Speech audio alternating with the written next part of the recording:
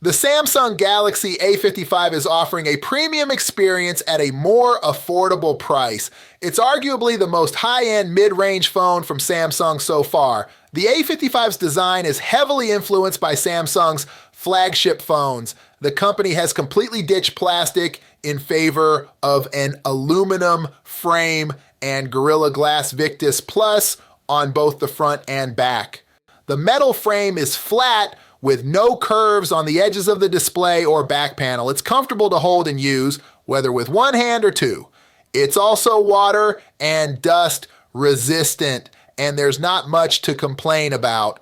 Well, except for the bezels around the display, which are as big as they were on the Galaxy A54 and make the phone look bigger than it needs to be. The A55 decided to go big with a 6.6-inch display. It's got a Super AMOLED panel that's bright, crisp, and great for all your video needs. The screen provides a great viewing experience with colors that look mostly natural in wide viewing angles. The display is bright enough for both indoor and outdoor use, and it's good for watching both SDR and HDR content. The auto brightness could use some tweaking though. Indoors, it tends to play it safe and keep things dimmer than you might like. The Galaxy A55 has a triple camera setup with a 50 megapixel main rear camera, a 12 megapixel ultra wide camera, a 5 megapixel macro camera, and a 32 megapixel front camera. Overall, the main camera works well. Photos taken during the day have good detail and dynamic range, and night shots are cleaner because of the strong noise reduction. The A55 doesn't always turn on night mode automatically when it should, so it's best to switch to night mode manually in those cases. The ultra-wide camera is great in daylight, but not that good in low light or at night. The macro camera is limited by its low resolution and lack of stabilization, making it hard to take steady photos without something to rest your elbows on. It's a shame that Samsung still isn't including zoom cameras in its mid-range phones.